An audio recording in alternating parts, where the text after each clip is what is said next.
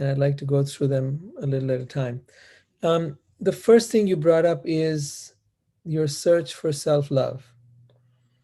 I'll tell you, the problem is not self-love.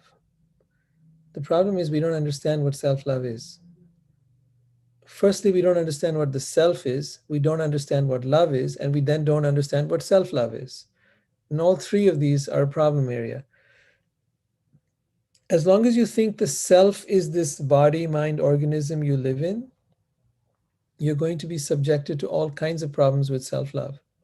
Because, for example, this body is sometimes fat and sometimes thin. It's sometimes you put on weight and sometimes you lose weight. Sometimes you're young and later on you get old. If you're going to base it on the body, then you're going to have a real problem with self-love, right? Because it's not consistent. The body is constantly changing. It's sometimes healthy, sometimes sick. And then you'll get impatient with yourself. And then if you think this is you, there is going to be a problem. If you think this is you, the mind is you, your mind is constantly fickle. Sometimes it's good to you, sometimes it's bad to you. Sometimes it's pure, downright nasty and mean with you, right? So how do you love something like that? And then you think, oh, well, it's all about, let me just do the things I like to do, my hobbies, you know, okay, how much can you do hobbies? And what has that got? Those are your interests, remember that. So just as you have a body, you have a mind, you have interests, you have hobbies, it's still not you. You begins with the part of you that is having these things, that in in Sanskrit we call the soul. In modern day times they call it the authentic self, the higher self, whatever words you want to give it, it doesn't really matter. It's that energy that is now, that when it comes into your body, you're alive, and when it leaves your body, you're dead. That's that piece. That's the you, right? Now, what is love? Is love a certain person? Because if it is, and if there was just this one person who you would fall in love with and love forever, the way they tell you in the fairy tales, and even in all the ideas they have about soulmates, right?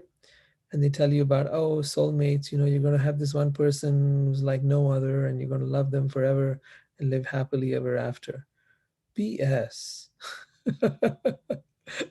Right?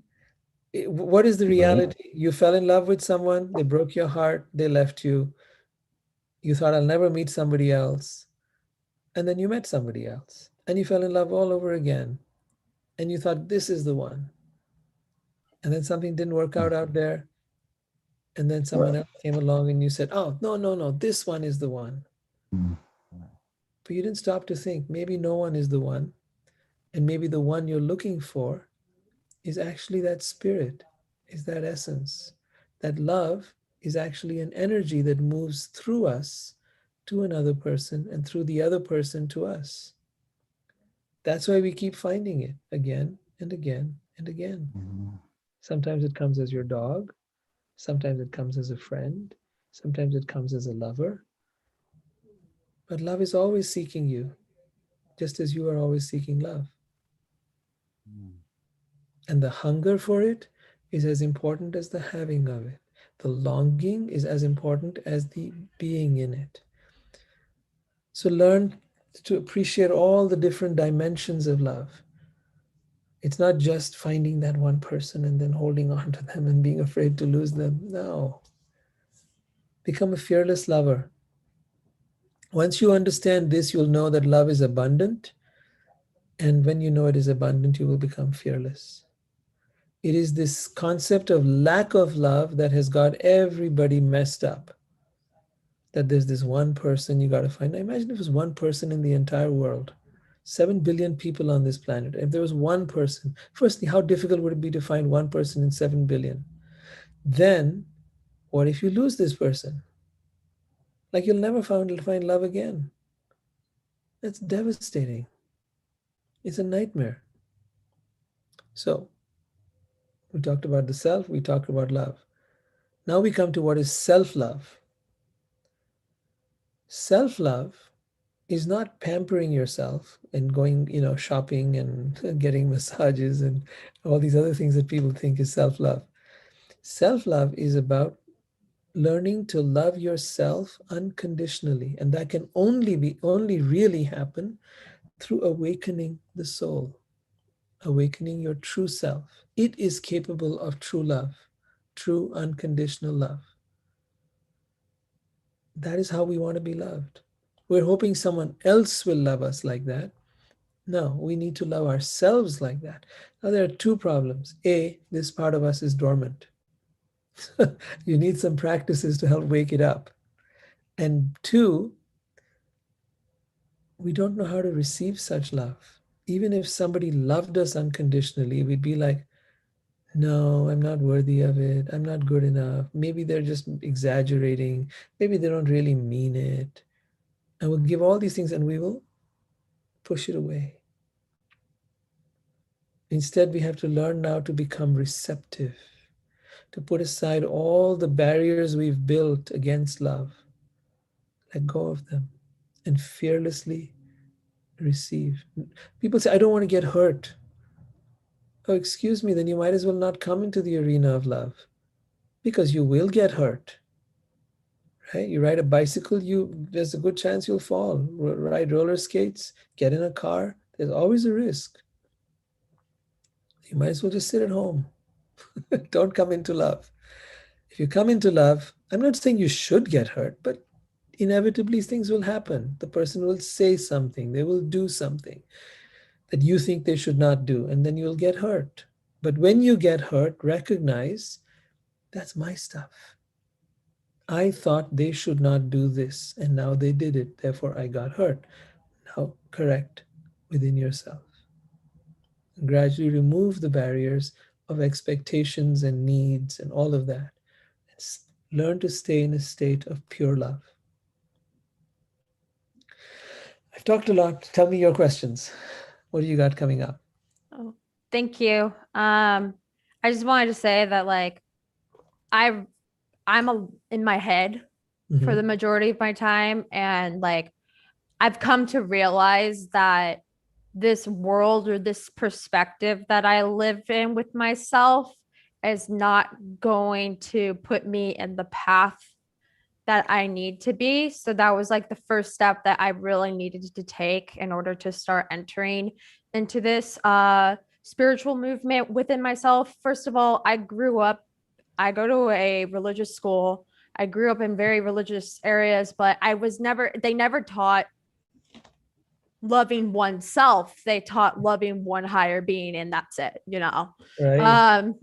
And I just have come to realize after, especially my relationship with my ex-boyfriend, that I really need to, I just don't feel in touch with myself. I really don't. And this whole because people my age, I'm turning 21 this week, but basically people in their early 20s or their teenage years are thinking self-love is pampering yourself, going to the spa, going to get your nails done, going this, blah, blah, blah. And I'm like, yeah, that feels great and all, but it's all temporary. It's very Yeah, temporary.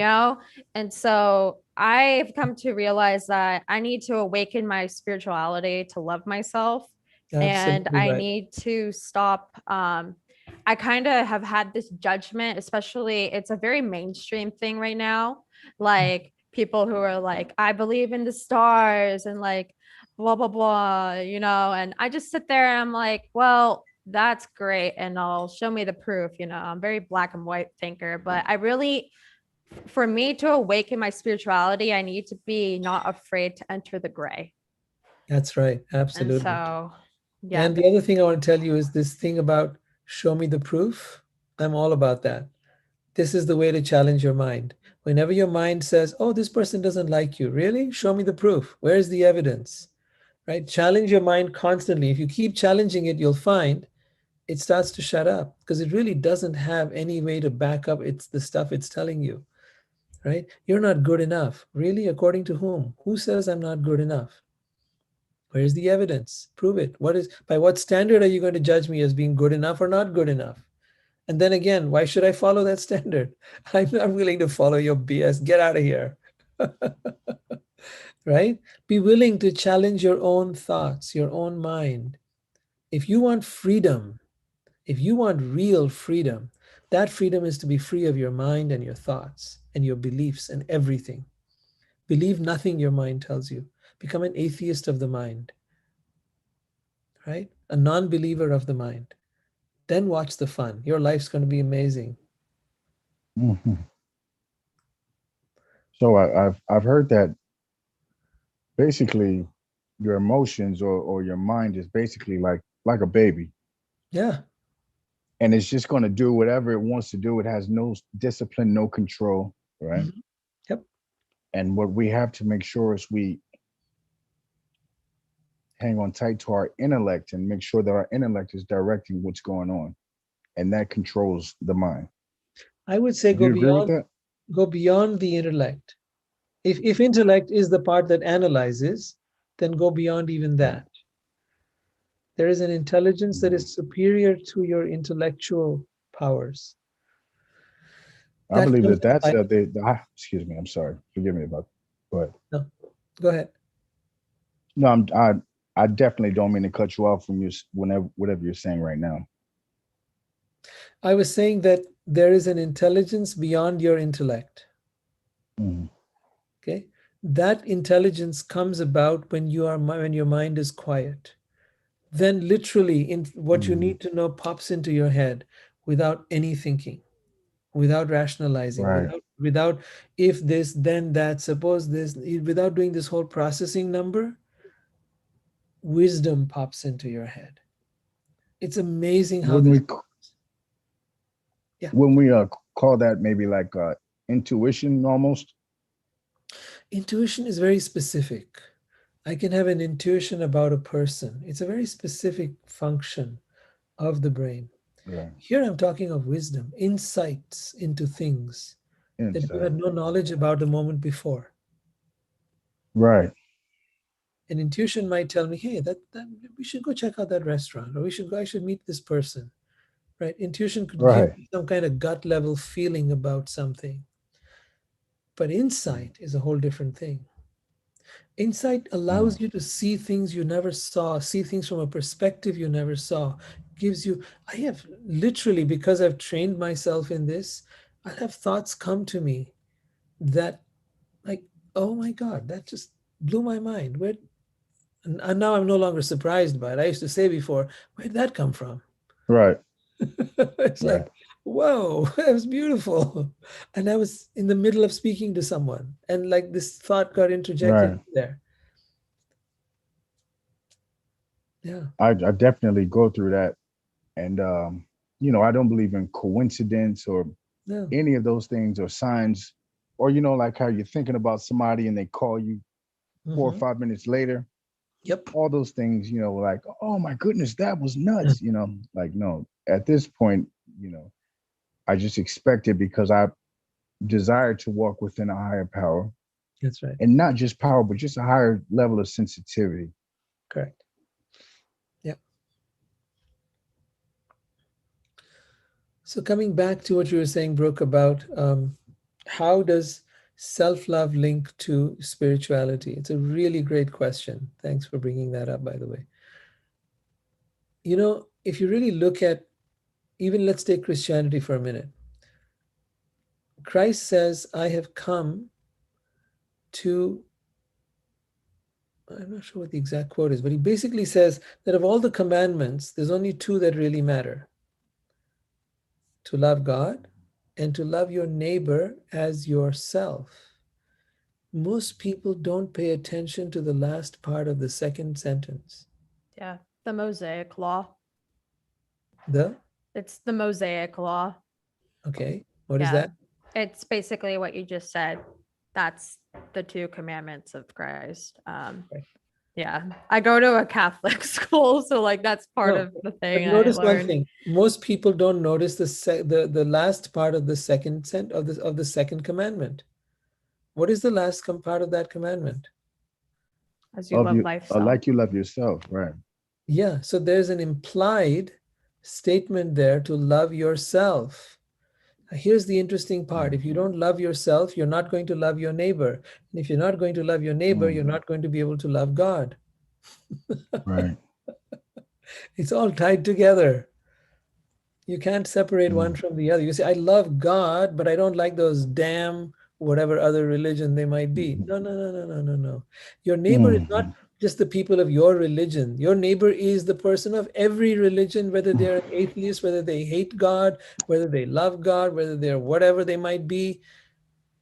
Your job is to love all of them, right? That's what he's saying, to love Right. your neighbor. And you cannot do that until you love yourself. You cannot See? love That's yourself true. until you first tame this guy right here. This thing's got to be put down. It's like a dog, heel dog, right? Because a higher force is required to do this quality of loving. You come to a relationship. Why do we screw up relationships? You said you broke up. Your relationship is broke up, right, Brooke? Yeah, we broke up. I broke it off because I was it was really hard to deal with my mental health. Okay. And I realized that I could not be the person that he wanted me to be. I didn't love myself. And because I didn't love myself, and I sought external love from like other people. So, like emotional affairs that led nowhere, but they were enough to, like, obviously damage the relationship. But that's the problem. When you don't love yourself, you can't, if you're in a monogamous relationship, you can't love your partner as, as loyally as and fully as you can if you struggle with not loving yourself. Right. Yeah, so we both struggled with that in the relationship. We both struggled to love ourselves. And I took it, the way I presented that was by emotional affairs. So yeah. Right. I've heard that and I personally, and I've heard everything that you said, Brooke, and I'm excited for you that you're able to reflect on that, you know, because that's good. A lot of times they say that we don't see how silly we looked or how crazy we looked until after the incident, right? And Right. you're like, damn, I was acting like that for this chick. Like, man, what the fuck? You get what I'm saying, right? Absolutely. Get it together. Yep. I think a lot of times relationships break off because of insecurity and selfishness. I Mm-hmm. think there's a good type of selfishness, and I'm not going to get into that. However, like a sense of just being self-consumed, and not in a healthy way, but in a way that's detrimental to you even walking outside. Are you that selfish that you think that everybody in here is looking at you? Some people do. They think that the world revolves around them. They actually do. Are They you actually that feel that way. selfish? You think that the people on your right and to the left of your car are looking inside of your car, looking at your face, that they know that you didn't brush your teeth, right? Like, Right. no. But people can become so self-consumed Yes. that it destroys them. Yep. I saw something, and I don't mean to go. Can I just say one thing real quick? Please. Please. I saw something. Someone said something about an exhibitionist. You know what an exhibitionist is, right? Mm-hmm. Right. So say two exhibitionists meet each other, right? And they're both naked, right? And they're walking on the beach and they're both self-consumed.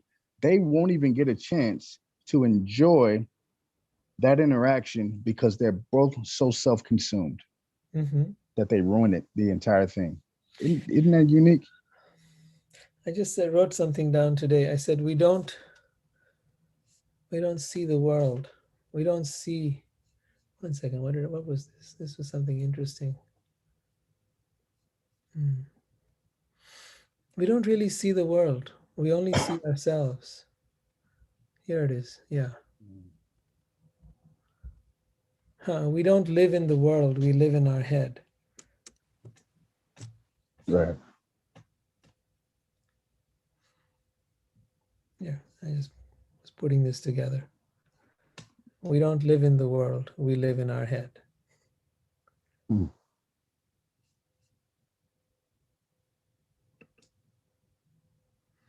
So yeah, yeah. When you start living in the world, it's a whole different thing. The world is not the world is not an ugly place. It's our heads that are an ugly place. This is where the mess is. So therefore, before you want to love someone, first clean up your own act, clean up your own head. Um, find a place of peace within yourself, because it is from the place of peace that you'll be able to truly love yourself. See, love doesn't come with, I should be this and I should do that. It comes with acceptance. Acceptance means I accept myself the way I am. Then only can I love myself the way I am. First, I must accept myself with all my flaws, with all my imperfections, with all the stupid things I've done in my life. Then, when there is acceptance of all of that, I can now begin the journey of love.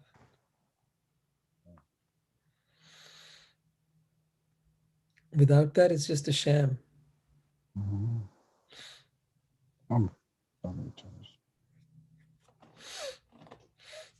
So when people are in relationship, one of the things that you'll find happen very often is they'll be fighting. Why are they fighting? Because they think they're right. They think that they know. You should have done this. You shouldn't have done that. Why did you do this? What if you knew nothing? What if you were not right? What if you admitted, I don't know anything? Then where would be the argument? Then where would be the fight?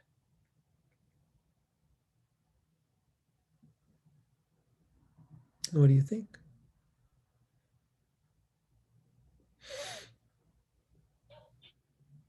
Can you repeat the question? What if you stopped being right? Yeah. I think that's just a whole level of, to me, that's a level of openness that is required when you are talking to someone, or, to come in with an open mind, and I'm just thinking of the last argument he and I had.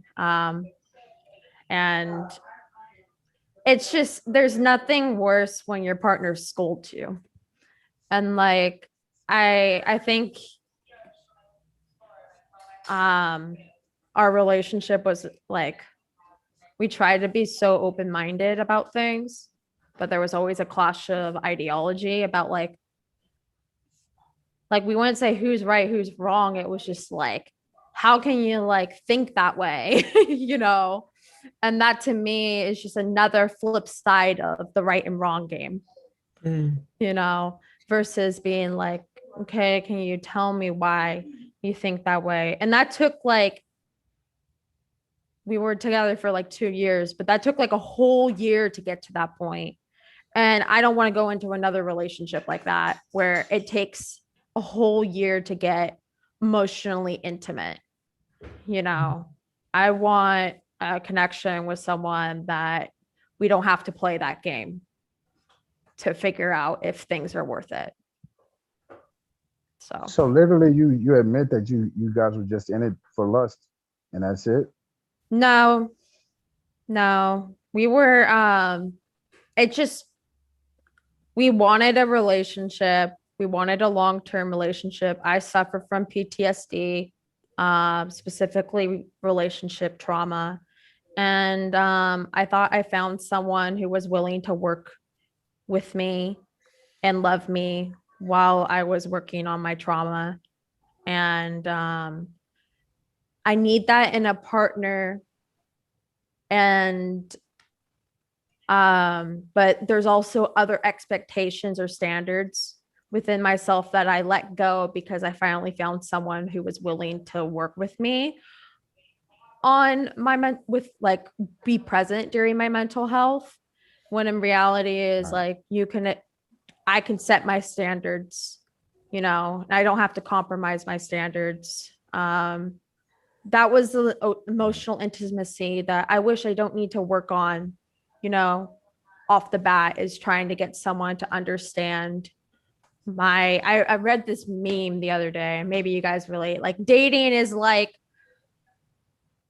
I'm so tired of dating. All I do is share, for the lack of better words, my shit with other people. And I'm so tired of constantly doing that with other people. Can't I just find someone and call it a day?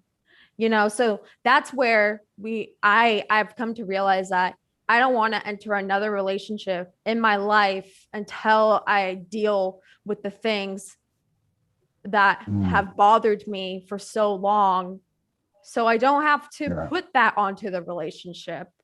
And I hope that my partner, when whenever I meet another person and we hit it off, that I understand we're always going to have things that we're working on within each other, but he had his own thing and he wasn't working on it at all during the relationship. And I was working on myself the whole time, but he was only trying to work on himself to be a better match for me.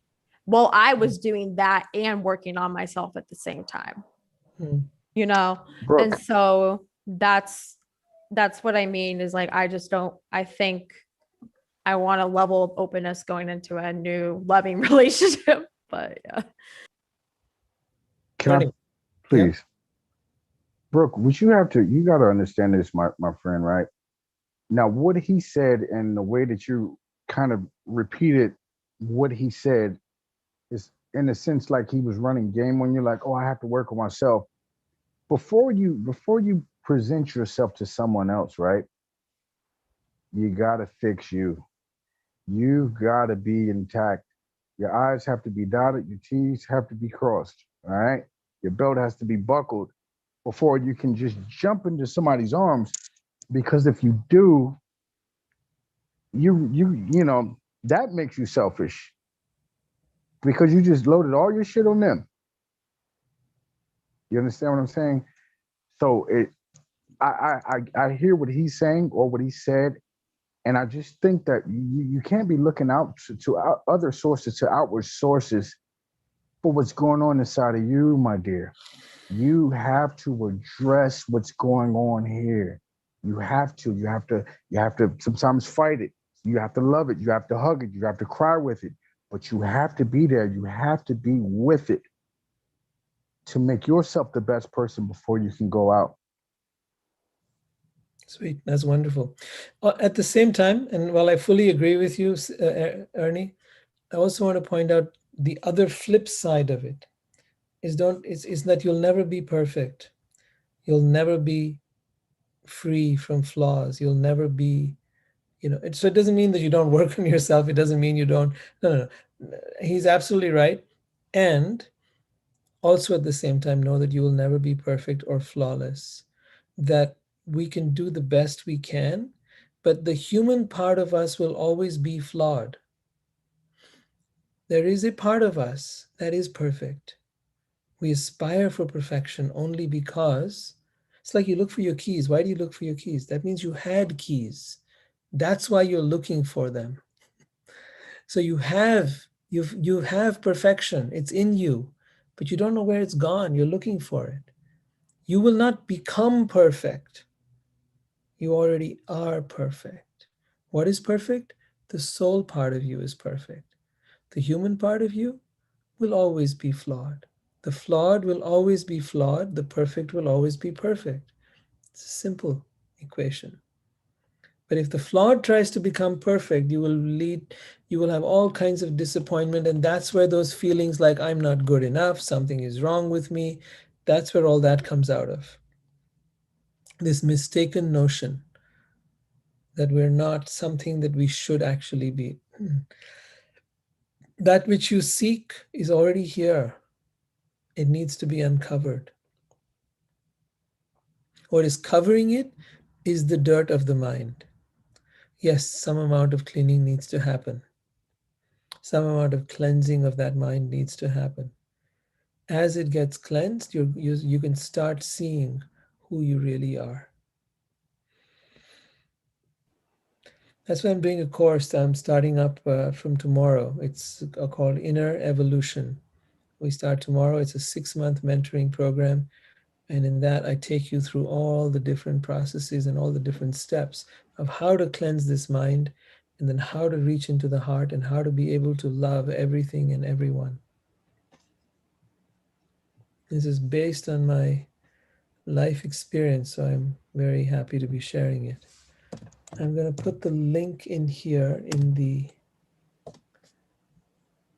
chat. I've only been promoting it a little extra lately because we're starting up a new batch as of tomorrow. And then from tomorrow, 7 o'clock, the doors close. So read about it. If it appeals to you, if it's something that you think will help you, it's a group mentoring program. And we're going to, every time you learn new skills, new tools, new stuff. And then you go out, you apply it, you work on it. And if and you come back with any questions you might have and say, hey, I tried this, this worked, that didn't work. What do I do about it? And I give you some new tips on how to go forward. And then you learn some new stuff like that. But read about it, and it's in the chat. Yeah. Okay. And make sure you click on that at least before we hang up, before we end this, because once we hang up, then you won't be able to, it won't be there. Or go to innerevolutiongroup.com. And if you have friends who are interested, let them know. Deadline is tomorrow. We start at 7. So earlier you sign up, the better.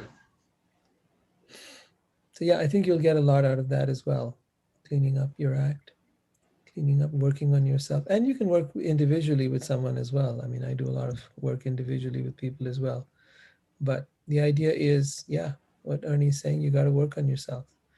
And you need a partner who is willing to do the same. Because it can't be a one-sided thing. If one person is willing to do the work and the other is not, it's going to be imbalanced. I have a question. Morgan, yes? No, please. She's been raising her hand for a long time. Still waiting, yeah. Thank you. I was going to add, Brooke, I had a traumatic experience that happened about 2.5 years ago. It was very, very hard for me. Been going to see a therapist ever since then. I have PTSD. What you're telling me, there have been things that I've experienced in a relationship that I had in the past where I jumped the gun, got into that experience from what I felt like was too early. So we just couldn't meet there. And so I understand that. And we're friends now. Everything's good. But I just wanted to add that throughout this journey, I recognize that you can give it the label of PTSD has been a gift for me. All of the trauma that I've experienced in my life has been a gift for me.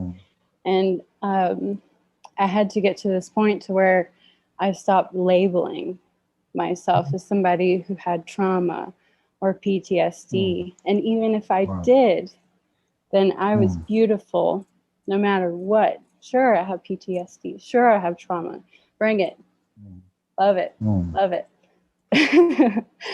And so I hope that you can see that in yourself, because you seem like a very wise and courageous, might I add, person.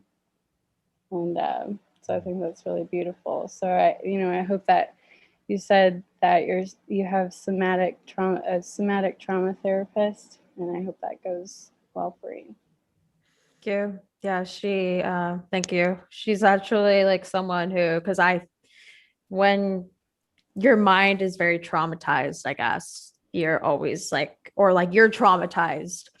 The thing is like the body is traumatized in itself, but also like the way you react to things, like my reactive mind, I'm very reactive. So like my therapist is trying to get me to, like, if I'm going to calm myself down, try to tap into your body, feel like what's wrong with your body, because then it will show you even more about the picture. I was lucky to understand a little bit what it felt like bodily wise to be in love with someone. However, the relationship like ended literally the week afterwards. But it, thank you. I have been working with my PTSD since I was about 15 years old. So yeah, I'm just it's a journey.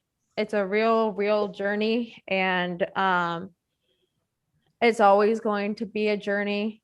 I don't want to constantly look at it like when's the end of this like madness, like it's just it's not like it's going to be madness forever, but it's still going to be a journey. Right. One of the things I think Morgan said that I've really related with is I don't like to label anything. I will not Right. label, even if I'm having symptoms of a cough and someone says, you're having a cough, I would rather stick to, oh no, my throat's a little irritated, it shall pass. Mhm. It will clear up. My Right. body is capable of healing and it will clear up. I get the symptoms of a cold and somebody will say, oh, you're having a cold. And I say, no, I'm just having some sniffles and my body will take care of itself. Right. I do not wish to be labeled by these things. Similarly, in my Right. practice, and I work as a spiritual psychotherapist, they trained us, do not use labels.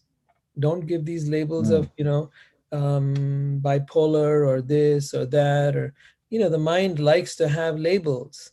But the fact of the matter is, the Mm. moment a person gets a label, they get stuck in that label. So if I may be a little Right. blunt with you here, They get diagnosed. they get diagnosed and they get labeled Yeah. and now they're tagged and they're like, Yeah. they're stuck with it. Now I the label is more powerful than you are.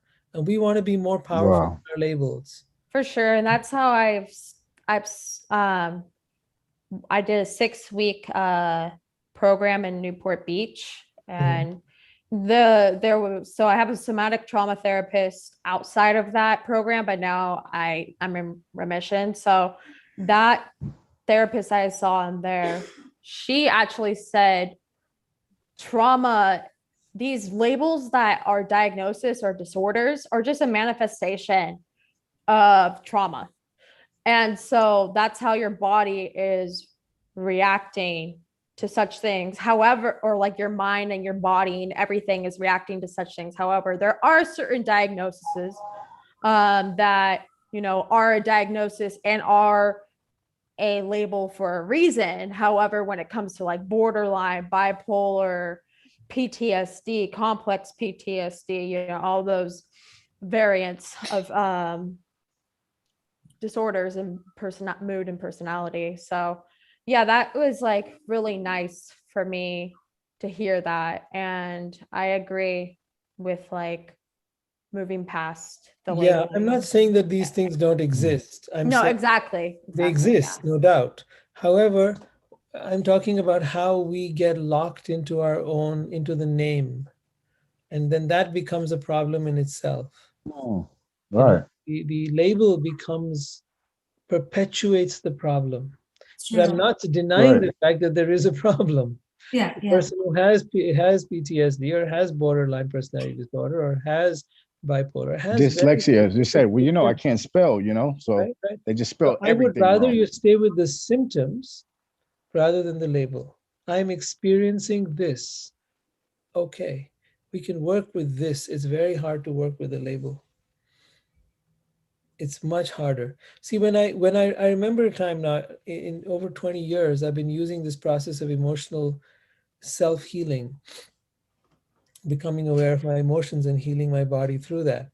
So in over 20 years, I barely ever got sick. 2 years ago, Mm. I made a mistake. I started getting the symptoms of a slight flu might be coming in, slight cough, slight irritation in the throat, a little bit of cold. And I said, oh shit, it got me. I've got the flu. I gave myself the label. And after that, I just went downhill, boom, like a crash down. The very thing that I normally Right. used to come out of in 3 to 4 hours by being on top of it, I went into it Mm. like this helpless person. And after maybe 16, 17 years or whatever it's been, I fell into the flu. And so I was down for a whole week, unable to work or do anything. But it's the same thing that I had stopped all those years by saying, no, it's just the symptoms. So the symptoms I say are there. That's a fact. And you can work with symptoms. I am experiencing this emotion or this physical sensation, and we can. So then, just this is just about labels, but let's not get too caught up there. Rohit, but I want to share something really beautiful, and this. Swati, welcome. Yeah, and this is a conversation I had with you several years ago. This was when I was in San Diego. Swati is a healer. She's going to be good. Put on your video, Swati. Yeah. Hi. Rohit, the only issue why I don't have my video on is because these videos get, the sessions get posted on YouTube, and I'm like, I don't know if I'm comfortable with that. But Yeah, well, I feel the same way because I'm on YouTube myself. I know. It probably helps like people who are were not able to join the session to kind of tap in and everything. So, but I don't know. That's the reason I wanted to keep my video off. But My request to you is only this: when you're talking, put it on. When you're not talking, keep it off. That's okay. Okay. Is that right? That will work. Is that a deal? That will work. That's good enough for me. At least we like to see you when you're talking. That's all. Yeah, that makes sense. Yeah. Yeah, so this just brought back memories of a phone conversation I had with you many years ago. This was back when I was back in San Diego between 2013 and 16, right? So, and I was telling you, like, I was talking about back then, I had a fibromyalgia diagnosis in 2010, and I just came out of my divorce and everything. That was the time when I was like, I had hit like rock bottom, and because I was so stressed out, not happy in my profession, not happy in my personal life, so not happy in financially and everything. So it's like so it's not easy for your body to keep up, and those things just get aggravated more. And back then I was talking to you on the phone, and you reminded me. I said my fibromyalgia, and he's like. And you were like, why that attachment to your problem? I'm like, that's a really good question. And so, that has something that has stuck with me ever since. And I was like, oh no, so even if somebody asks me, like I went to the chiropractor and like, there I might say, oh, I had a fibromyalgia diagnosis and I just come in for like routine, just maintenance or something. But these days I don't even say that. I'm like, oh, there's some inflammation thing going on. I mean, if I have to describe something or if I'm not feeling well, but I learned to move away from the labels as well, and it's the same thing. I being a researcher, being a biologist, I do drug discovery, and but that's very true. Earlier, like I love how like Chinese medicine or Indian medicine, they don't put labels. It's like, oh, the yin yang energy. They won't say there's an imbalance, or in Ayurveda they'll say that there's an imbalance between the Vata, Pitta, Kapha, that's the fire, the water and air elements, and different elements in the body, and they leave it at that, and they'll give you something that will help. So I think all these things, instead of just saying, oh, my wrist is slightly inflamed, people who don't even know what they're going through, they don't even know the true they don't even, they haven't gone to the doctor, they haven't seen anything, and they just say, oh, I have carpal tunnel, and I'm like, how do you know that, and why is this carpal tunnel, and why would you say you have carpal tunnel? So it's something like that. And then the other practice I had was with the pranic healing work that I do. We are taught not just like with it is like, and this comes in handy whether you're dealing with like addictions. I mean, simple things like like addiction to sugar or coffee or whatever. So we are encouraged to say that there's a prayer. We say, I'm the soul. So it says, I'm the soul. I'm not the body. I'm not the mind. I'm not even the mind. I'm not the body. I'm not the emotions. I'm not even the mind. I'm the soul. I'm a child of God. I am a being of divine intelligence, divine love, and divine power. I'm the soul. So that's something we were, we are encouraged to say before going to bed. So it kind of dissociates you with the body, and then that like, because otherwise you're so attached to, like, not just with our diseases, but it's like, oh, I am a Scorpion, so I'm that's part of my nature, so we do that with astrology, we do that with there's so many, or I'm a woman, or I'm a brown person, or whatever, and it goes that there's just so many ramifications of this, like with the attachment of to the body. So those practices help me, and I have to obviously, like, with all of us, like I get caught entangled in the web and everything, so I have to keep reminding myself. But that definitely takes you a very long way. I've seen that in my personal journey as well. And yes, I need constant reminder myself, because it's not easy, because you're living in your body, so it's not easy to say I'm not the body. It's like, yeah, especially when you're in pain. Yeah, entanglement is like deeper, I think. So yeah. So it's important to keep in mind that you are both, again, that idea that it's not either or, that it's both and. Yeah. You are not your body, and yet you are in a body, and you have a body, and you are experiencing, you are fused with your body. So you're experiencing everything that it's experiencing, right? But recognizing that I'm not the body helps me direct it, helps me guide it. I heard that idea and completely misconstrued it and turned it in my own head. Oh, I'm not the body, so I don't need to take care of my body, so I wouldn't bother. Can eat anything, drink anything, do anything. Like, okay, that was a complete abuse of the whole system, of the whole understanding. So it's not an either or. No. Yeah. No, I don't look at it that way, because it's also like, I don't know, one of the scriptures says the body is the medium to conduct your dharma. So like, if you don't have a healthy body, then how do you deliver on your dharma? So it's like, that's how I look at it. So no. That's, I don't, there's no confusion in my head. Like, yeah. Okay, good. So again, there are other labels that we use with our partner. So a lot of times when we have a relationship, we'll say, oh, you're mine, you're my boyfriend, my girlfriend, my this, my that, husband, wife. And that again becomes the cause of a lot of fights and arguments and all of that, because you're mine. And how dare that person look at you, and how dare that you look at that person, because you're mine. And in the Vedic understanding from the Indian, the Eastern spirituality, we talk about mine is the source of all suffering.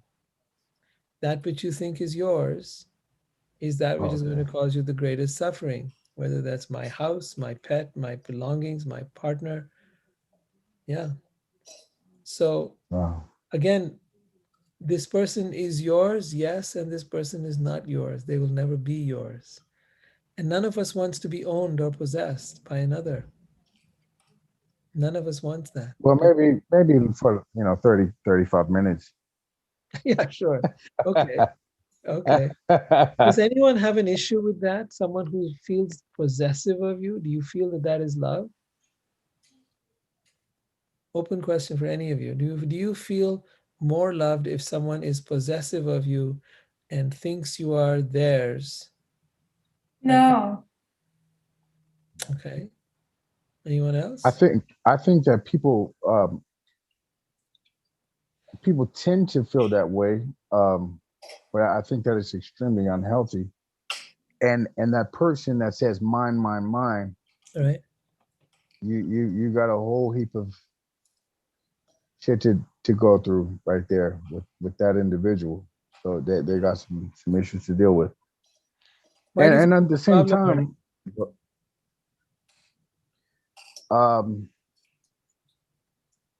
it's like I believe that that person, I don't know how to exactly put it, has something that they're missing, right?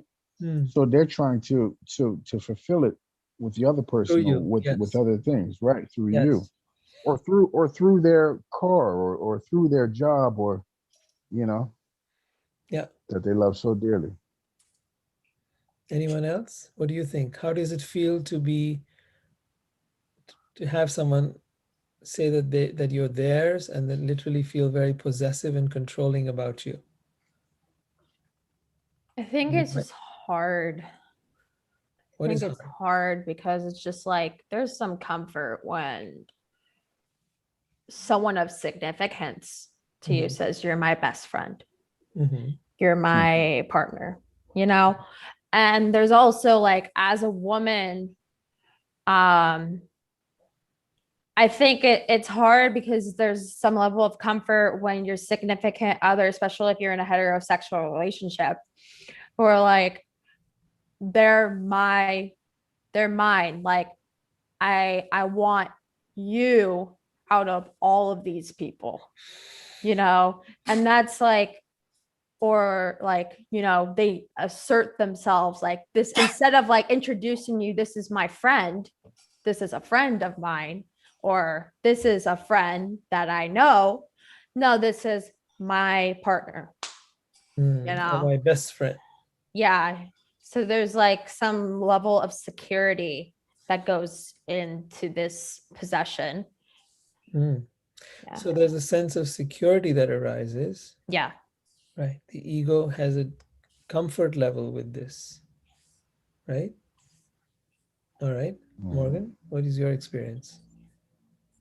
I'm trying to get an idea of what this like possessive space would be.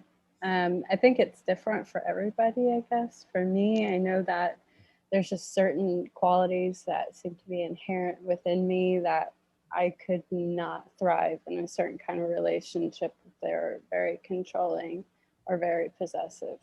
And so that wouldn't work for me. Whereas, like, I know that there are my dad and my stepmom.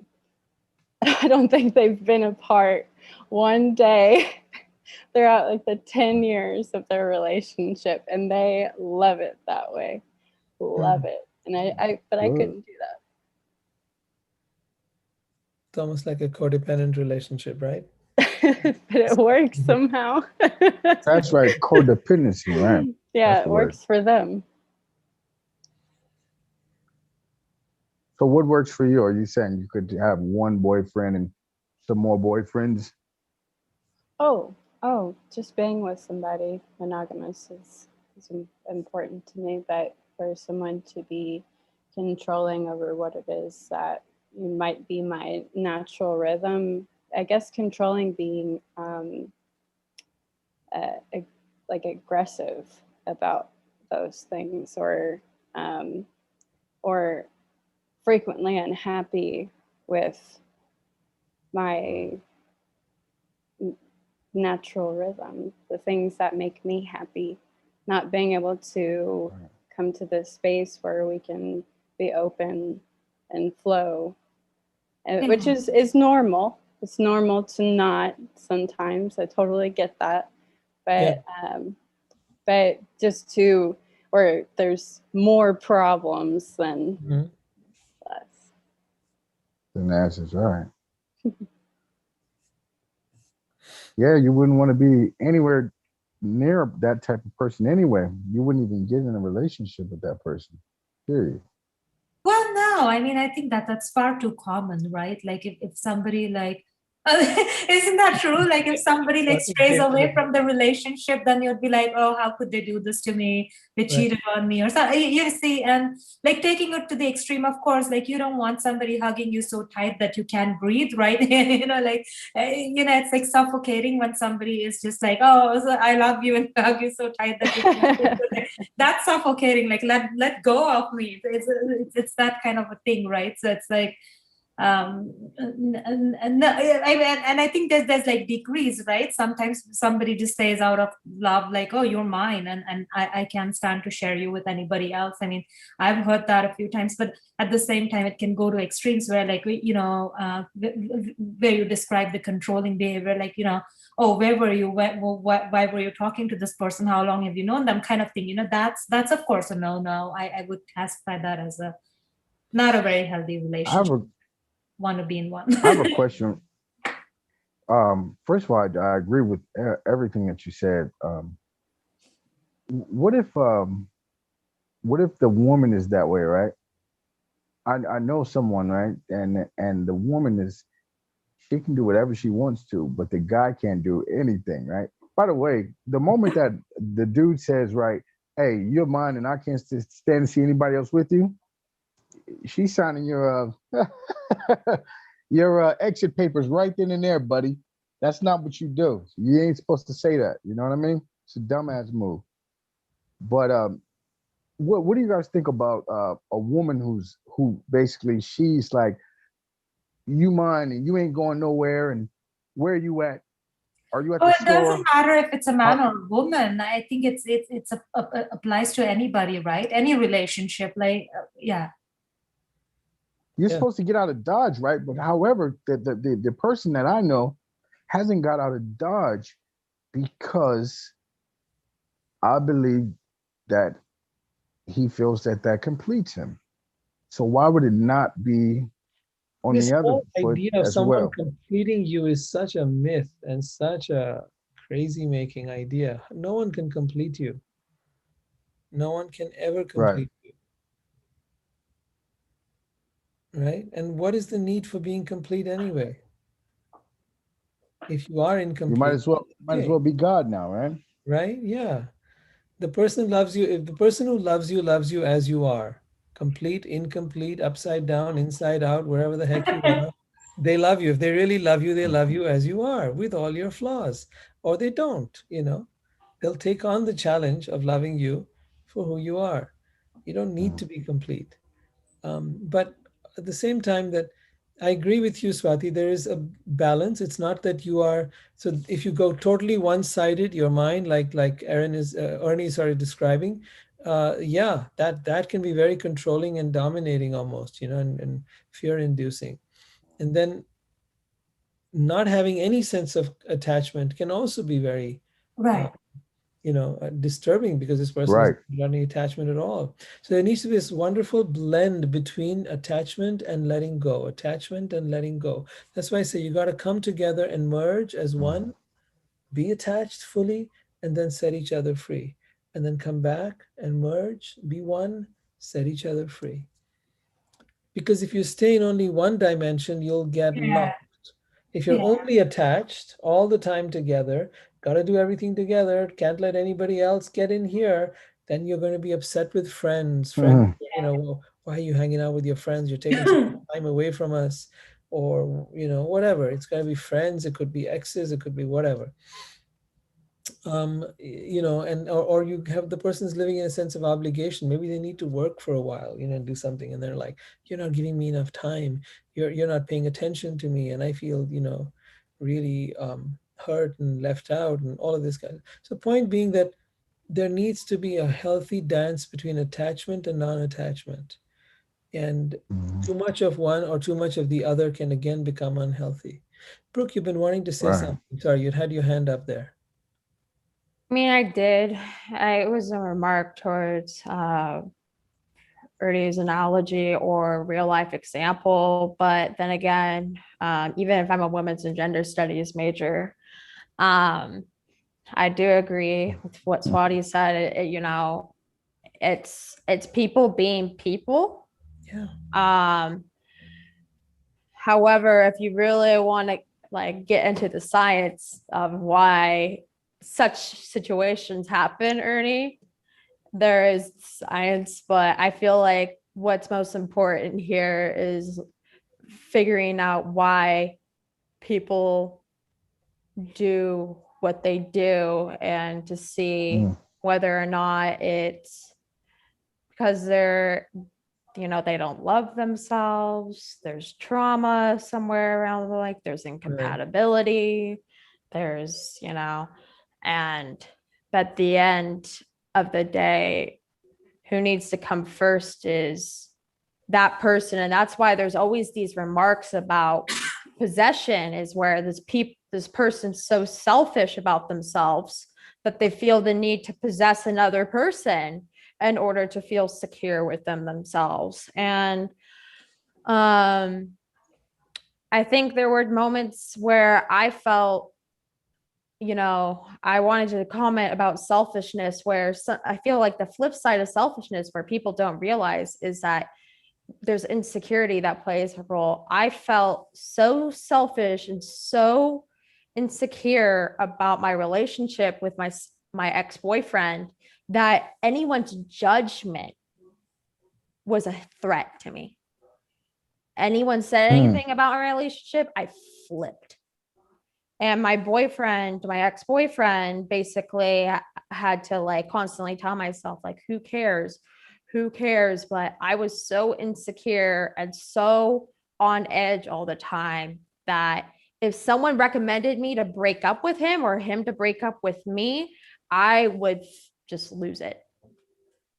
And it was just a very again, we're talking about attachment and codependency. And that's what the relationship was it was going to be pain because we held on so tightly when things shouldn't have been held on so tightly for so long.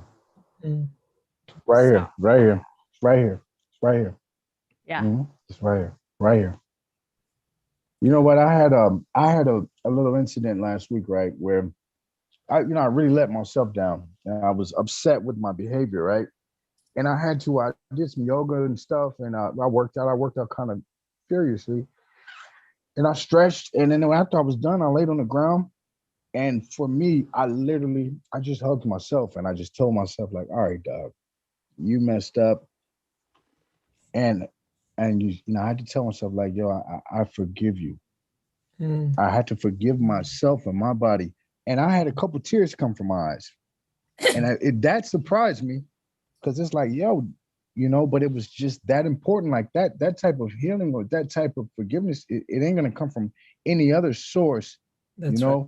besides the higher power. But it's gotta be here. That's I right. don't give a F, you know what I'm saying, about what somebody else is saying about what I'm doing or this and that. I've even come to the point where, for the things that I feel like I need to be better with, I'm on a live right now and I'm chit-chatting, and it's okay. It's all right. Right? Because that person was just I got it. I got it. I'm Mr. Man, I'm the tough guy. Roof, roof. That's the same dude that explodes on somebody for no reason. No reason, That yeah. just boom, that just loses it. Right. Because he's got some, or she has some other things that they have to deal with. Gotta shake it out. That's right. We've each got our stuff to work with, and it's wonderful.